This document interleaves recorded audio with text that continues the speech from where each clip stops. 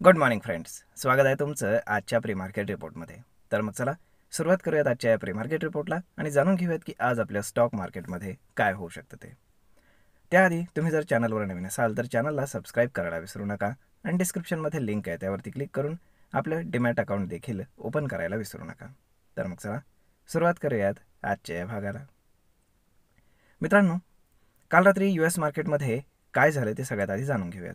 तर आता US मार्केटमध्ये चालू आहे ड्रामा, कारण US मार्केट आहे एकदम ऑल टाईम हायला आणि तिथल्या सिनेटमध्ये म्हणजेच तिथले जे सभागृह आहे तर तिथे चालू आहे जे वन बिग ब्युटिफुल बिल आहे. तर त्याचं रीडिंग चालू आहे, त्याच्यावरती डिबेट चालू आहे. तर त्या वन बिग ब्युटिफुल बिलमध्ये बेसिकली काय आहे की म्हणजे विरोधक जे आहेत तिथले, तर त्यांचा असा आरोप आहे की ट्रम्पने असं बिल बनवलं आहे की ज्याच्यामध्ये सर्वसामान्य लोकांवरती जे स्पेंडिंग केलं जातं, सोशल स्पेंडिंग, तर ते कमी करून त्याचा बेनिफिट ते जे काही श्रीमंत लोक आहेत अमेरिकेतले तर त्यांच्या टॅक्स कटमध्ये ते देत आहेत. तर मग आता त्याच्यावरती डिबेट चालू आहे आणि त्याच्यावरती काय आपण काय म्हणतो की कशा पद्धतीने तिथे स्टेटमेंट्स येत आहेत आणि काय त्याचा रिझल्ट येतो आहे ते मार्केटला इन्फ्लुएन्स करेल इन डिरेक्शनमध्ये, वरती पण खाली पण. त्यामुळे ते पाहणं जास्त गरजेचं आहे. ओके, जर आता आपण कालचा FISDIचा डेटा जर पाहिला तर FIS नेट सेलर्स होते फार थोड्या अमाऊंटसाठी, साधारण 850 कोटींच्या आसपास. त्याच्या अगेन्स्ट डोमेस्टिक इन्स्टिट्यूशन्सनं ऑलमोस्ट 4,500 कोटींचं बाईंग केलेलं आहे. आता जर आपण काल रात्री US मार्केट जर पाहिलं तर US मार्केट पुन्हा एकदा हायला क्लोज झालेलं आहे. तीनही इंडेक्स ऑलमोस्ट अर्ध्या टक्क्यापेक्षाही जास्त पॉझिटिव्ह क्लोज आहेत आणि आता जर आपण त्यांचे फ्युचर्स पाहिले तर तेही almost flat with positive bias trade करत आहेत. म्हणजेच काय की ग्लोबल मोमेंटम जे आहे तर ते पूर्णपणे पॉझिटिव्ह आहे असं एकंदर आपल्याला दिसतंय. परंतु हीच वेळ असते नेहमी कॉन्शियस होण्याची, हे लक्षात ठेवा. ओके, जर आता आपण बाकीचे युरोपियन आणि एशियन मार्केट्स पाहिले तर मोस्टली ग्रीनमध्ये आहेत. आज हाँगकाँग मार्केट जे आहे तर ते सुट्टीवर आहे, हॉलिडे आहे तिथं. त्यानंतर या आठवड्यामध्ये USचा इंडिपेंडन्स डे असल्यामुळे तर तिथे शुक्रवारी वगैरे मार्केट बंद राहणार आहे. ओके, त्यामुळे तीही गोष्ट थोडीशी इन्फ्लुएन्स करणारी आहे, कारण त्याच्या 1-2 दिवस आधी थोडं व्हॉल्यूम जे आहे ते कमी व्हायला सुरुवात होते मार्केटमध्ये. आता जर आपण बाकीच्या गोष्टी पाहिल्या तर फार काही टेन्शन घेण्यासारखं तरी जगामध्ये नाही आहे. परंतु इंडिया आणि USची जी ट्रेड डील आहे तर त्याच्यासाठी आपले लोक USमध्ये गेलेले आहेत, तिथे चालू आहे त्यांचं बोलणं. म्हणजे त्याची जी काही बातमी येईल तर ती सुद्धा मार्केटला इन्फ्लुएन्स करेल. जर डील झाली तर हायर साईडला मार्केट जाईल. जर डीलमध्ये काही प्रॉब्लेम आला आणि त्याच्यामध्ये कुठल्या कुठल्या सेक्टर्सवरती किती टॅक्सेस लागणार आहेत हे सगळं जर पाहिलं तर त्यानुसार मार्केट त्याच्यावरती रिॲक्ट करेल. आता काल रात्री आपले जे काही ADRs USमध्ये काम करत आहेत तर ते जर आपण पाहिले तर त्याच्यामध्ये सगळेच आपण काय म्हणतो की बऱ्यापैकी रेडमध्येच ट्रेड करत होते आणि ते जर आपण इकडे जर कॅल्क्युलेट केलं तर IT स्टॉक्स आज डाऊन साईडला जाण्याचे चान्सेस आहेत. आणि त्याच्या अगेन्स्ट कोण मार्केटला सपोर्ट करेल तर 2 सेक्टर्स आहेत, एक तर कॅपिटल गुड्स आणि दुसरं म्हणजे बँकिंग.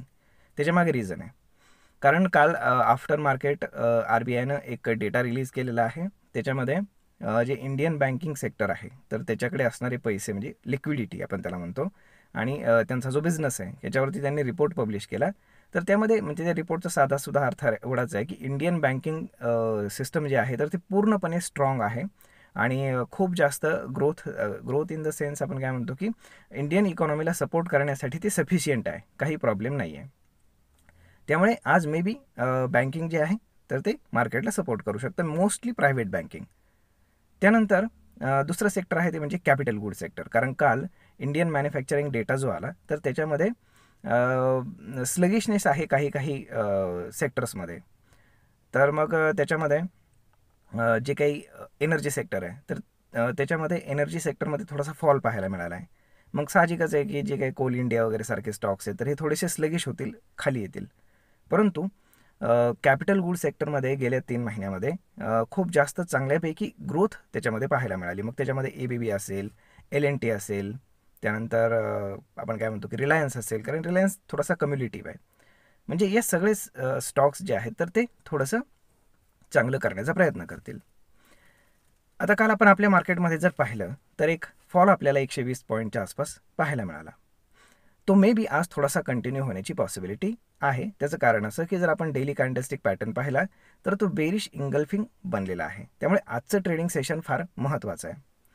आता आज जर मार्केट ट्रेडमध्ये जर क्लोज झालं तर त्याला सपोर्ट कुठे असेल, तर तो असेल 25,200च्या आसपास मार्केटला सपोर्ट येईल आणि तिथनं एक पुन्हा बाईंग आपल्याला पाहायला मिळेल आणि मार्केट वर जाण्याचा प्रयत्न करेल. जर आता आपण हायर साईडला जर रेजिस्टन्स पाहिला तर कॉल रायटिंग जे आहे तर ते 25,500पासून वरती अगदी 26,500पर्यंत बऱ्याच ठिकाणी कॉल रायटिंग झालेलं आहे. आणि जर पुट रायटिंग आपण पाहिले तर सगळ्यात जास्त पुट रायटिंग आपल्याला 25,200, त्यानंतर 25,000, त्यानंतर 24,900, 24,800 आणि 24,500 या ठिकाणी आपल्याला पाहायला मिळतं. म्हणजे मार्केट वोलाटाईल राहील थोडंसं, परंतु ते रेंजमध्ये वोलाटाईल राहील. रेंज ब्रेक करणं थोडंसं इम्पॉसिबल आहे. जर आता आपण ऑप्शन्सच्या हिशोबाने जर पाहिलं तर प्रोप्रायटरी ट्रेडर्स जे आहे तर ते मार्केटवरती बुलिश आहेत थोडेसे, परंतु FI जे आहे तर त्यांनी आपला बेरिशनेस थोडासा इन्क्रीज केलेला आहे. म्हणजे मे बी ते थोडं मार्केटमध्ये सेलिंग करू शकतील. जर आता आपण रिटेल ट्रेडर्स जर पाहिले तर तेही मार्केटमध्ये बेरिश आहेत. त्यामुळे आता नक्की मार्केट कुठल्या बाजूला जातं हे जे ग्लोबल मोमेंटम आहे ते ठरवेल.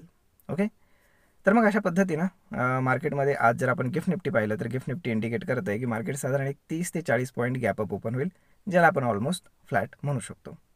त्यामुळे मार्केट कुठल्या बाजूला जाते आणि कुठले स्टॉक्स मार्केटला सपोर्ट करत आहेत हे पाहणं फार जास्त गरजेचं आहे. होप सो, पाहूयात. परंतु जर मार्केट सपोर्टवरती आलं, फर्स्ट सपोर्टवरती म्हणजे साधारण 25,200च्या आसपास, तर तुम्हाला एक चांगली बाईंग अपॉर्च्युनिटी आपल्याला मिळू शकते हे लक्षात असू द्या. कारण स्टॉकसुद्धा बऱ्यापैकी थोडेसे चांगल्या लेवलला आपल्याला मिळू शकतील. तर मग मित्रांनो, आय होप तुम्हाला हा व्हिडिओ ही माहिती नक्कीच ट्रेड आणि इन्व्हेस्टमेंट करण्यासाठी उपयोगी पडत असेल. जर हा व्हिडिओ तुम्हाला आवडला असेल तर आपल्या जवळच्या मित्रमंडळींसोबत देखील हा व्हिडिओ तुम्ही शेअर करायला विसरू नका. धन्यवाद.